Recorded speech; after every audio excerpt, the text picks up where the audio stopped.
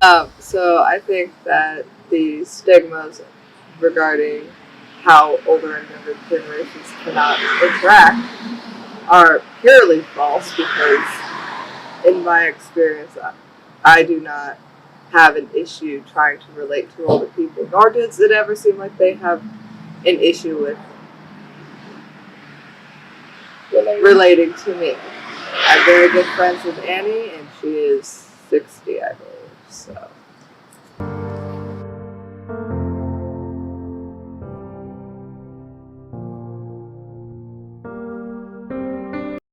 the in the past, people, for the most part, met with each other, which people still do today, and I think that is a really connective way to interact with people.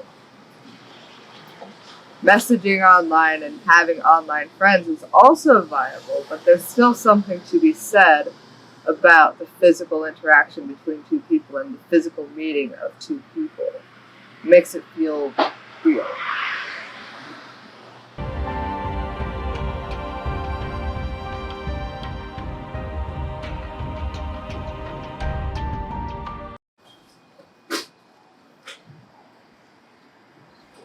Social media kind of does play a big role in how one interprets others' motivations and inner thoughts.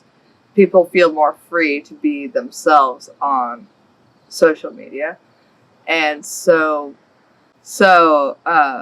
if I met somebody who was completely different on social media than in real life, I would not want to interact with them any further because that tells me they're being fake. If you never know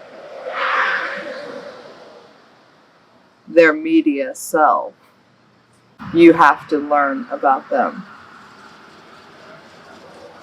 more connectedly.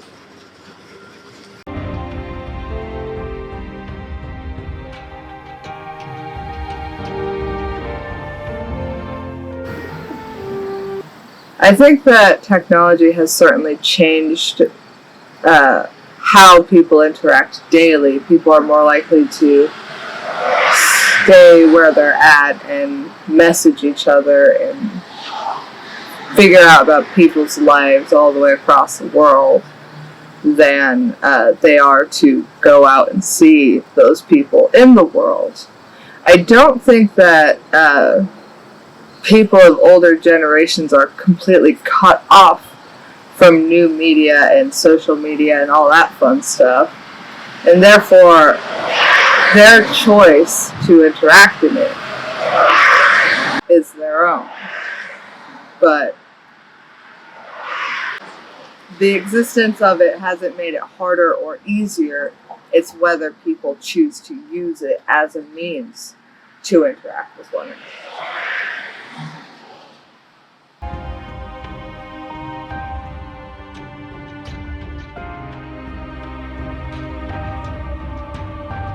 The best way to create a strong and long lasting relationship with somebody is going to be respect, understanding, and the will to listen, the willingness to listen, I should say, because if you don't listen to somebody, you're not trying to understand them, and that can break down your relationship very quickly.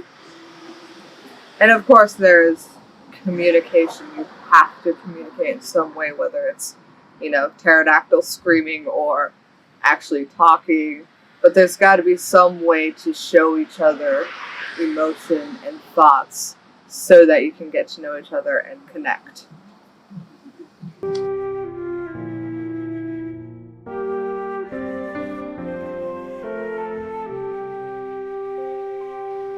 I think social media can play a role in establishing deep connections with others. It depends on how much each party is willing to share. And that is based on how one perceives the interactive relationship, what they think is okay to be said to the person they're talking to online. I have a friend over Discord, and we essentially developed our relationship through a collaboration based on shared interests, and it moved from there.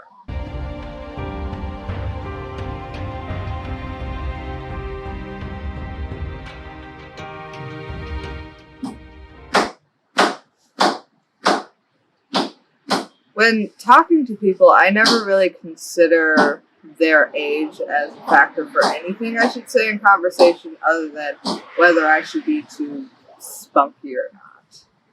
I don't think that somebody is not going to understand what I'm talking about. I just say it. If they don't understand it, I will either explain it or just move on from the topic. It depends on what it is.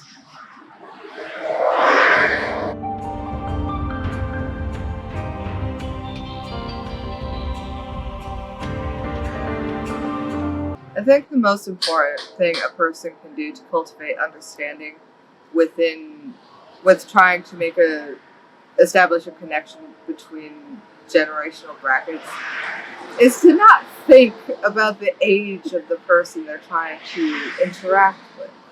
To just be genuine with them. That is far more important than trying to say, oh yes, I know about the 1930s, so we can bond.